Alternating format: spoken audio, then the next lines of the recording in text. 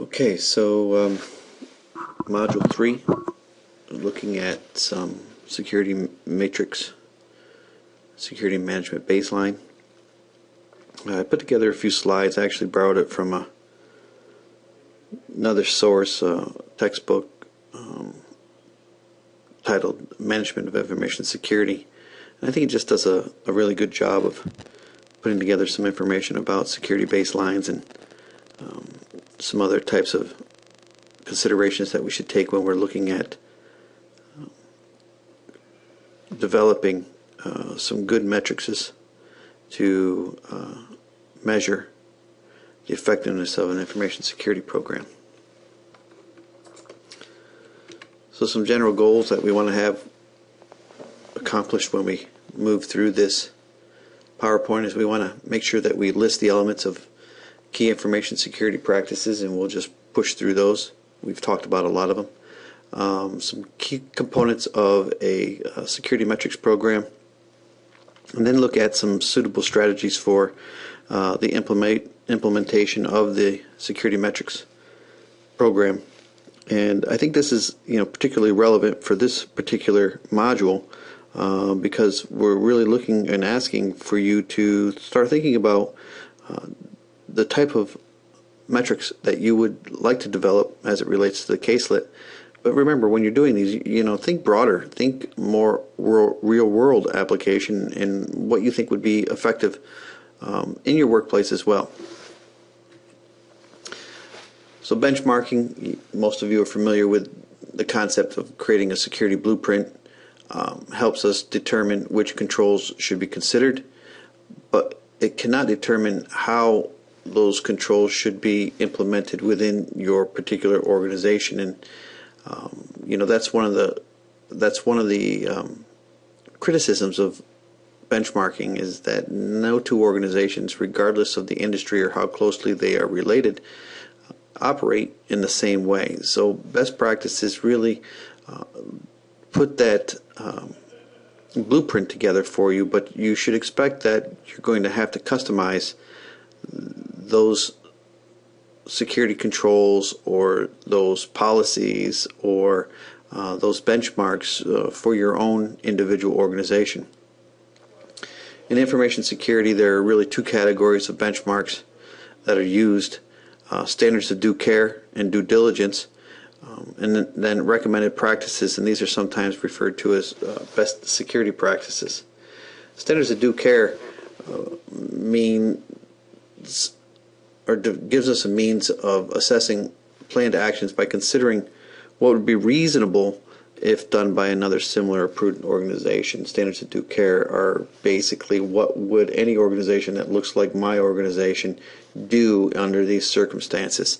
Sometimes this is simply referred to as due care, and this is where organizations get themselves into trouble with liability as it relates to breaches. Did the organization do what any other organization in a similar circumstance would have done in order to protect those information assets that perhaps were lost in a breach? Part of the due care is this concept of due diligence, which is the requirement that the standards that the organization has implemented continue to be applied over a period of time to provide adequate levels of protection. Sometimes this is referred to as standards of due diligence. If you're unable to establish and maintain standards, this can expose the organization to liability. Out of this type of thought process, standards of due care and due diligence, really the PCI payment card industry standards were born based on standards of due care and due diligence, and that anybody that wishes to participate in payment card transactions have to comply with these and maintain them over time. FIFIC also has standards of due care and due diligence. HIPAA, Sarbanes-Oxley. So all of these regulated organizations, regulated industries have standards of due care and due diligence. We also should mention briefly recommended business practices, and here these are security controls or security practices that attempt to provide a superior level of performance in the protection of information security or information assets. This is kind of the best of breed approach to information security. But again, this is not something that is a one-size-fits-all for every organization. You have to make sure that the recommended business practices are appropriate for the particular organization, a particular operating environment that you work in and that you're working with before you implement these controls and hope to reap the benefit from them as well. The federal government has a website that allows agencies to share recommended security practices. It was begun as part of the Federal Agency Security Project, or FASP. So if you get a few minutes, you can go out and look at that as well. FASP was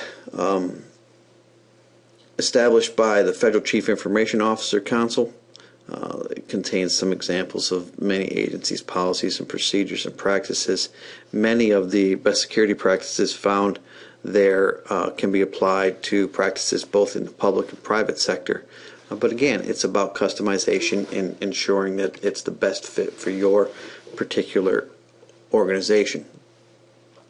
So some industries that are regulated by law and have basic security standards are subject to some government or industry oversight, and they're required to meet certain regulatory and industry guidelines for their security practices. And I'm thinking, obviously the two most obvious are healthcare and the financial industry, also energy, transportation. I'm assuming that some of the other heavily regulated areas like gaming industry and insurance industry all have certain regulatory rules that they have to comply with. For other organizations, you can use some of these guidelines and industry standards to serve as a source of really what is required to control information security risks. And this is kind of where I'm going when I ask you to get into the SP 800 series. I think that that series provides us a good, robust background information that can be used regardless or irrespective of industry. Standards of performance can be used to inform the selection of recommended practices. If you have a wide breadth of knowledge, you can pull security practices from a variety of different areas and not just rely upon one source. I think that even if you're working in the healthcare field, some of the security controls that you find in the financial industry or in the transportation industry are just fantastic and can be adopted or adapted to really work well within your own industry. So I think for an information security manager, there's a certain breadth of knowledge that you have to have in order to be able to effectively select the best security practices that you happen to be operating in, irrespective of industry. So when you look at selecting some recommended practices, the text recommends that you maybe ask yourself some of these questions to help you refine which particular security best practices that you might be interested in. And they're here for you to read, but I'll touch on a couple of them. First off, starting with, does your organization resemble the target organization, the recommended practices? In other words, do you look like the industry norm as it relates to that particular security practice? Are you in a similar industry? Do you face similar challenges? Is your organizational structure similar to that of the target? Can your organization expend the resources that's required by the recommended practices? Do you live in a similar threat environment? And really, if you take it to extreme, if you're a small business operating in one area and you're looking at the best practices that GE is using or Microsoft is using. Are those security controls, are those security best practices applicable for you? Now, I would generally say that, yeah, absolutely, you should look at those and you should be familiar with what they are, and then take what you can from it and modify it based upon your individual circumstances. I don't think that you should disregard the security controls or best practices that perhaps are more applicable to major major organizations or large organizations, because they're a large organization and you are not. I think there's a lot that one can take away from what other people are doing. There's some sources out there that you can look at for helping you select some security practices. Obviously, National Institute of Standards and Technology and is the one that I've been driving you towards. But also Carnegie Mellon has the CERT, which is a great resource for coming up with some recommended security practices. And remember, the goal is to really obtain a methodology for creating a framework or a blueprint that meets your particular situation, so you again can pull bits and pieces from a variety of different resources as long as it makes sense to you for your organization. I had mentioned before that there are some limitations to benchmarking and using recommended practices, and really the biggest one is that many organizations just do not share results with other organizations, and therefore, valuable lessons are not recorded, they're not disseminated, and they're not evaluated by peers or peer groups. Some security administrators have joined or continue to join professional organizations and societies, and are moving towards being more open. And then some groups publish versions of attacks in security journals while leaving out some of the more organizational identifying information. And I think just recently there was an article in the Boston Business Journal that really talked about 3 reasons why it was good to share information about cybercrime, and really it was boiled down to comparing cybercrime threats with peers across the industry of the same size or scale, protects against threats, increasing account takeover, so forth and so on. So a good peer analysis and peer reflection allows you to refine your approach. It also allows you to analyze online activity in real time to help you determine if your system configuration is appropriate. In other words, if an organization is experiencing a threat and they're willing to share that information, then you have the opportunity in real time to look at your system and react to a potential threat before it occurs.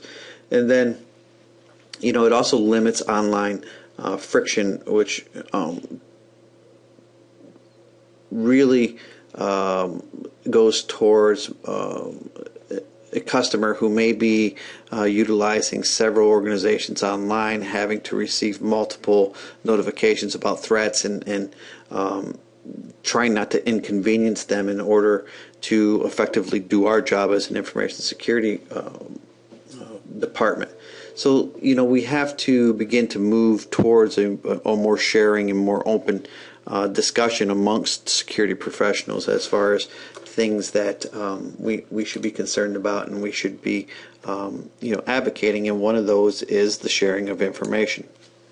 Other things that limit the application of benchmarking is that no 2 organizations are identical, and that's clear, not just in size and in industry, but also as well as things like management style, infrastructure, corporate culture. These are all things that affect the way security controls are implemented and handled, and you have to be cognizant of that. And third problem with benchmarking is that these recommended practices and best security practice are really a moving target, where you may be able to achieve that best security practice today, but you have to make a concerted effort to stay current on both the use of technology as well as other security practices, more soft security practices, in order to stay on top of the heap, so to speak. So again, it's a moving target, and it requires a lot of continuous improvement in order to maintain good security practices. Next, we want to talk a little bit about baselining, and again, baselining is an assessment of the performance of some action or process measured against a prior assessment or an internal goal. Sometimes individual organizations use things like penetration testing to establish baselines or security audits. So really, it's just a process of measuring against an established internal value or standard. This is where our security metrics come into play, because we want to establish what we believe is the benchmark or the baseline that we want to be at, and then we have to put in some metrics or some mechanisms in place for us to be able to see how we are measuring up against what we believe is an ideal situation.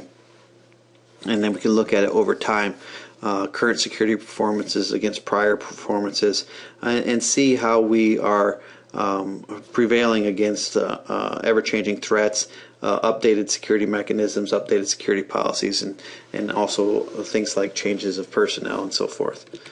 Finally, by baselining and seeking to use benchmarks, we can piece together the desired outcome of a security process. We can fill out that security blueprint, and then we can work backwards to achieve an effective design of a methodology. And I'm looking at National Institute of Standards and Technology publications that really go towards the support of baselining, and that's SB 827 Revision A, 53 Revision 4, 53A Revision 1, and these documents are available on the National Institute of Standards and Technology's website under special publication links. And I would encourage you, as you begin to think about some of the security metrics that you may want to put into place, to look at these publications. They're actually pretty good source of information.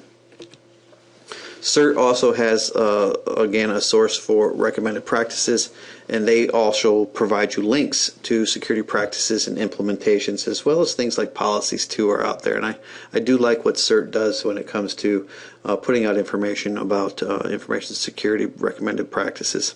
Many organizations do sponsor seminars and classes.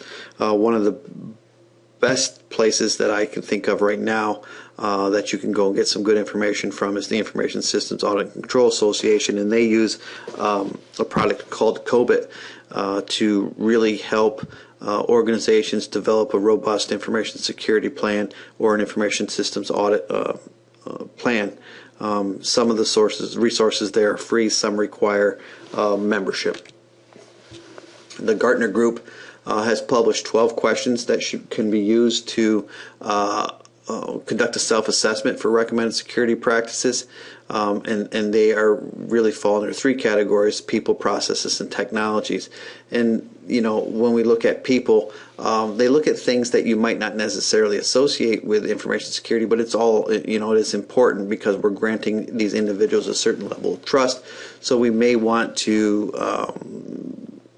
make sure that this type of controls in place. And you also have to remember that this is something that's outside the control of the Information Security Department. It might fall into Human Resources, it might fall under Compliance or the Security Department.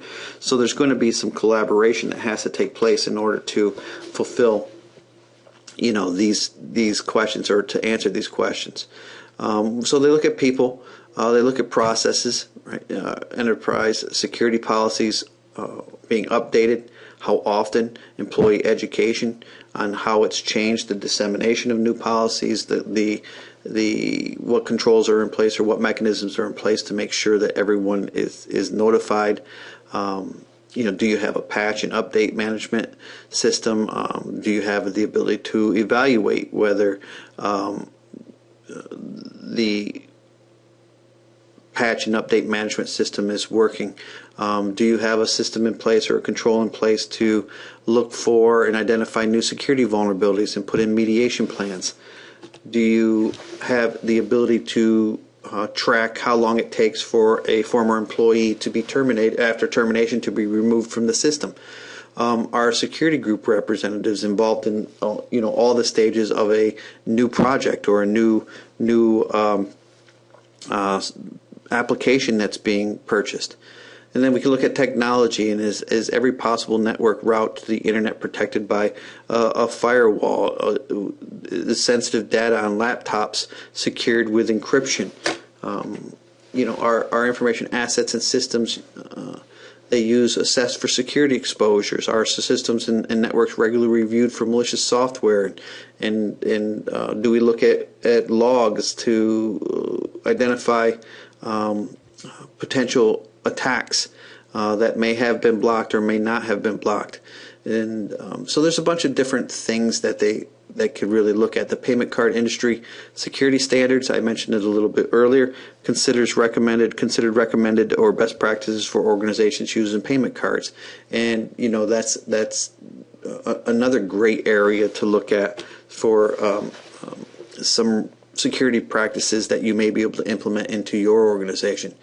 And there are some benefits for and performance of information security are measurable. We want to make sure that when we do implement a security control, that we do have the ability to measure whether it's effective and how effective it is.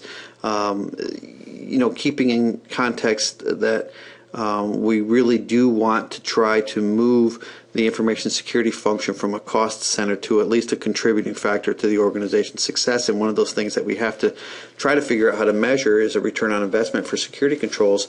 And so we want to be able to embrace the fact that we have to measure the effectiveness of security control, recognizing the fact that at some times we may make bad decisions, and those bad decisions have to be overcome. We may purchase something or we may implement a practice that just isn't as effective as we wanted it to be, and we have to embrace that, fix it, and move on.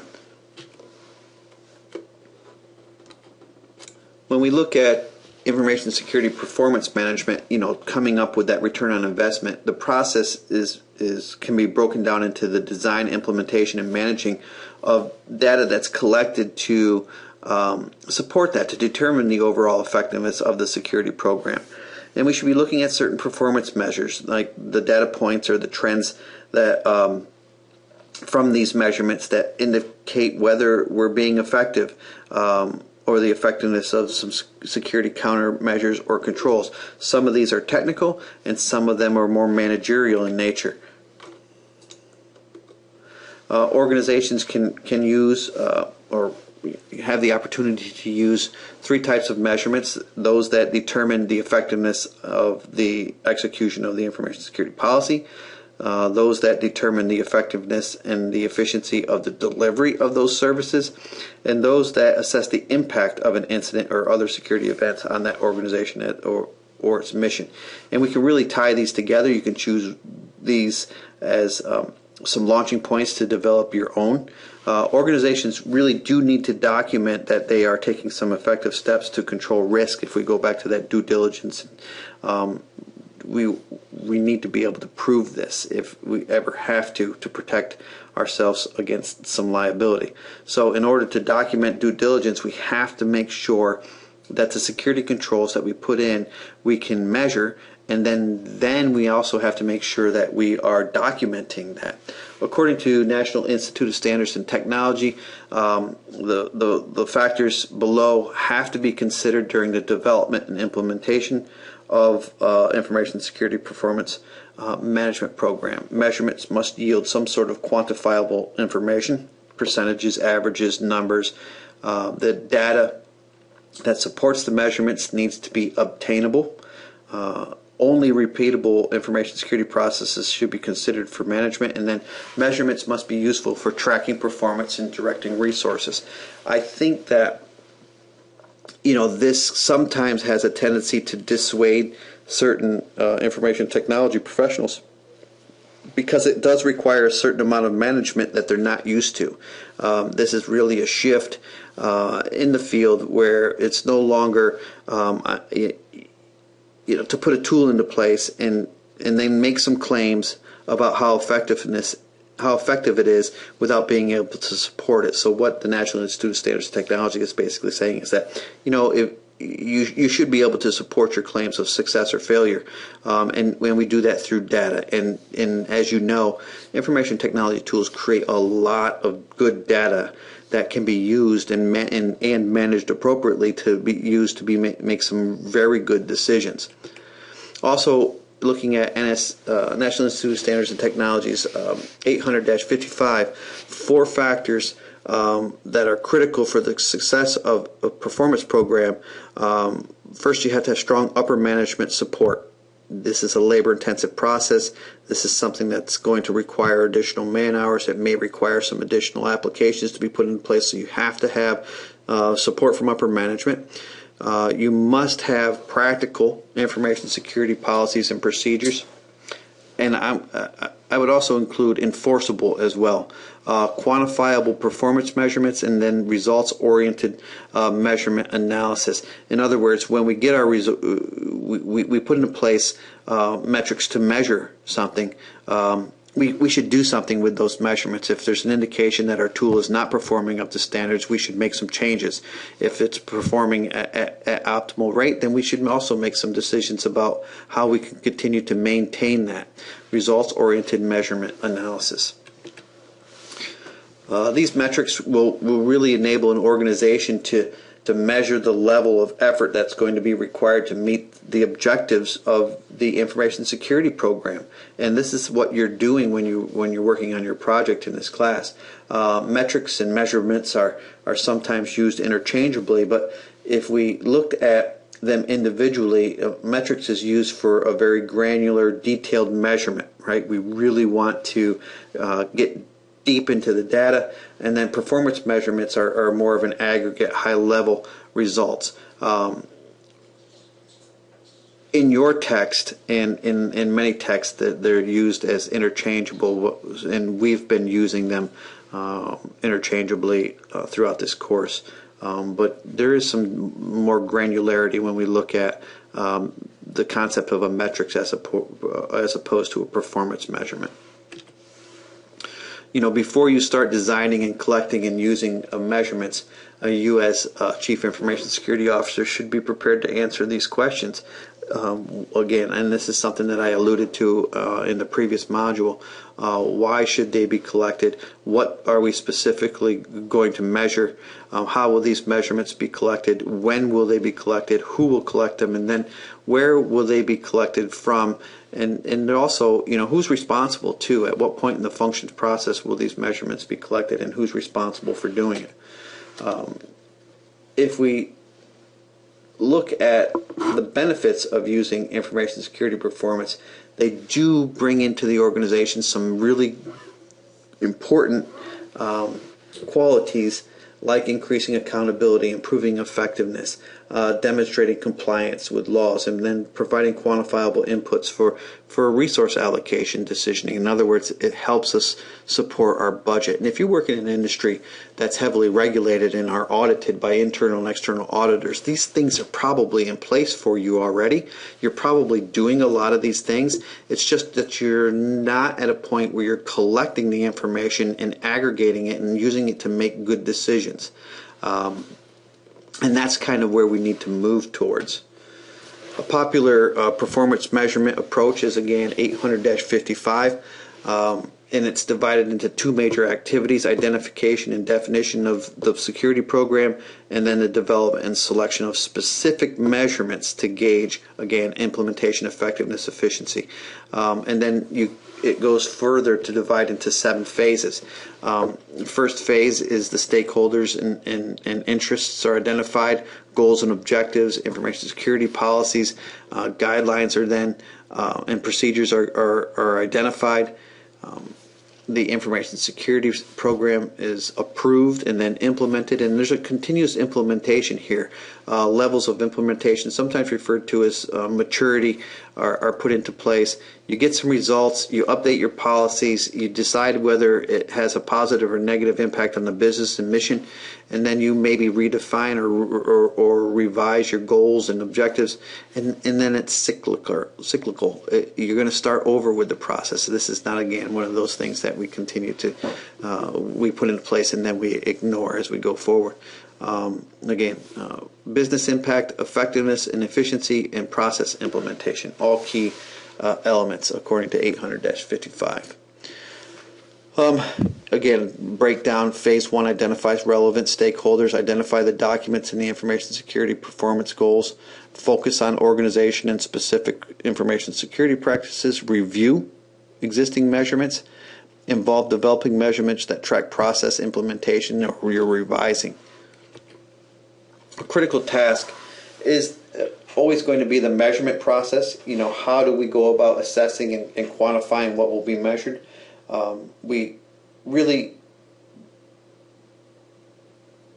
as I had mentioned before, there's measurements can be collected from a variety of different sources within an organization, and as well as I, that information systems, again, create a volume of data that can be used, not just network-based tools and devices like your routers and firewalls and your intrusion detection systems and your antivirus applications, but also end users' machines do produce a lot of information as well that we need to think about whether we want to aggregate those together to use them. Word of caution here, too much data is not always a good thing. But some organizations track these two values to measure the services, and then other organizations might need more detailed information, right? It depends on really what you're trying to accomplish. There's really nothing set in stone that says that you must measure A, B, and C. You can pick and choose what you want as long as it supports the mission of your organization. Once you know what to measure, the how, the when, and the where, and the who have to be addressed. Designing the collection process does require some thoughtful consideration, and it has to include individuals outside the information security function as well. Again, it's a collaborative effort. A lot of different approaches. This particular text puts them into the categories of micro-focused measurements and macro. Macro-focused measurements really look at the performance of the overall security program, and then you can focus in on or micro in on the performance of individual controls or groups of controls within that information security program. But don't forget, and we're a little bit ahead of ourselves because we're really not getting into writing our IA management plan until the second half of the course. But these are things that as you write your plan, you have to think about. What am I looking for? Where can I pull out my macro focused measurements, my broad brush measurements, and then where can I get in there and really micro in on some key performance indicators within my overall IA plan. Measurement prioritization and selection. It's important to make sure that your metrics are prioritized in the same manner as the processes that they measure. Looking at low, medium, and high ranking. Establish some performance targets, and this will make it possible for us to define success within the security program. How you go about measuring it is entirely up to the organization. And some performance measurement targets are represented by a 100% target goal, but you need to do what makes sense for you. But the key here is to be consistent across all of your metrics. You don't need a bunch of different information or different metrics and measurements that indicate performance as being successful. You want to kind of be standard across the organization. Performance measurement should be documented in some sort of standardized format that really ensures the repeatability of the measurement, making sure that you use a standard template which you can create in collaboration with those that need to read it, because you're going to want to be able to you're going to want to make sure that this is readable by individuals who readable and understandable by individuals who are not within the security function. It's no good to create a bunch of metrics that you cannot translate into a common language so that management can understand what you're looking at and what you're trying to do with that information.